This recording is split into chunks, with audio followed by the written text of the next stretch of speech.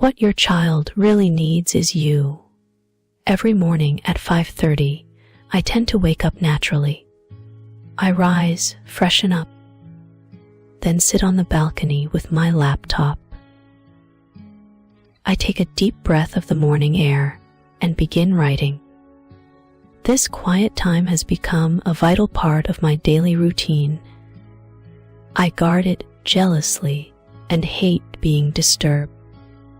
The morning before last was no different.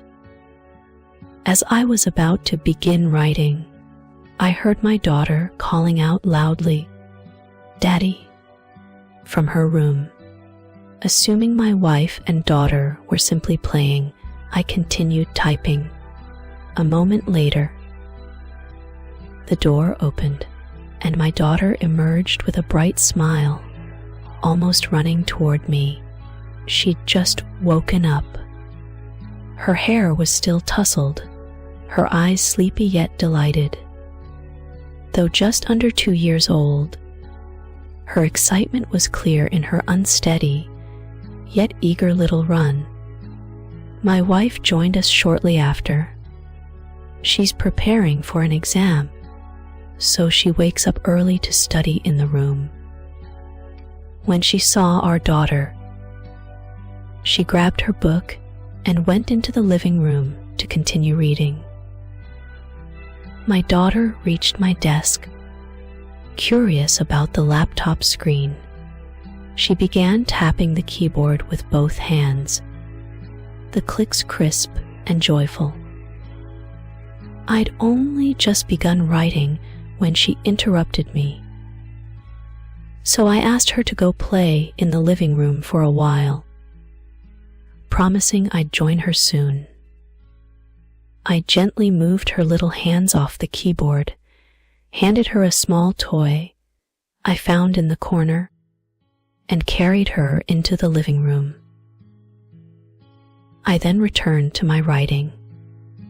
It wasn't long before she noticed my distant response. Clutching her toy, she sidled over to my wife, jabbering softly, "Mommy, look," occasionally laughing or tapping the toy on the floor to catch her attention. My wife offered a brief nod, her eyes still on the book. My daughter threw her hands on her face, stuck her tongue out, and pulled it back in, a playful gesture she'd learned from cartoons. Usually, such antics would elicit a mirrored reaction from us, just to make her giggle. But not today. Unacknowledged, she walked a slow circle in the living room, stopping in the center, and suddenly burst into tears. Alarmed, I rushed to her, scooped her up, and held her close. Her face, still flushed from earlier excitement, soon contorted with sorrow. Her once bright eyes overflowed with tears. My wife joined in comforting her as we both apologized for being distant. Then, like a switch flipped, our daughter turned to my wife calling, "Mommy," then to me calling, "Daddy," and instantly smiled again. It struck me that children's happiness is far simpler than we adults imagine. We think happiness must be bought with more money, more toys, better homes, richer nutrition. We want to provide all these, but is that what our children really need? As parents, we all share this desire to see our kids well dressed, well fed, joyful. But perhaps the happiness we engineer isn't what they actually need. I often see parents distractedly answering their children's questions while endlessly scrolling on their phones. At home, I've seen young parents irritated by every annoying demand from their kids, longing for peace and quiet. how much time do we actually set aside solely for our children? Genuinely putting everything else down to be present with them. We are all so busy. We haven't finished scrolling our social feed, haven't finished watching the latest show, must meet deadlines, network with old friends on weekends. I just don't have enough time, we say.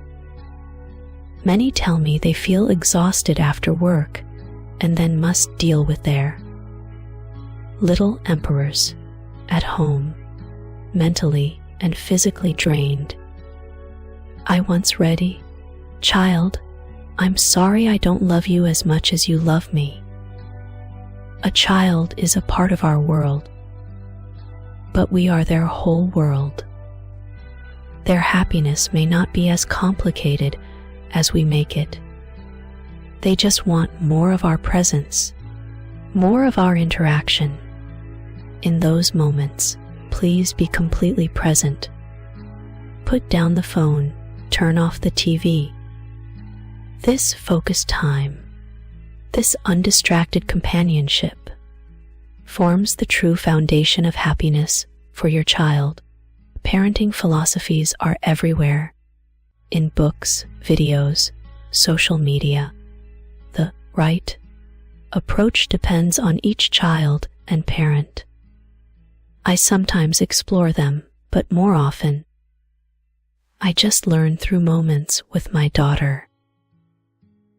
Childhood lasts only a few precious years when children need their parents most. Whenever I see images of children longing for parents who aren't there, it pains me deeply. I understand why some families are separated by circumstance, but I age even more for the children whose parents simply aren't present.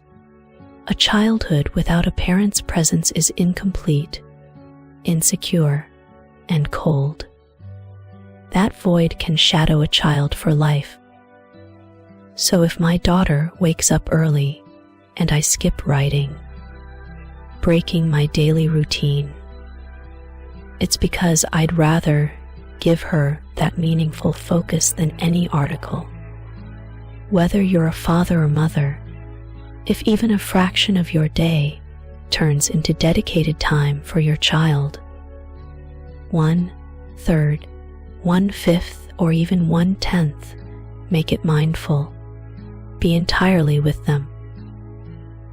That undivided attention is the truest gift of happiness we can give our children.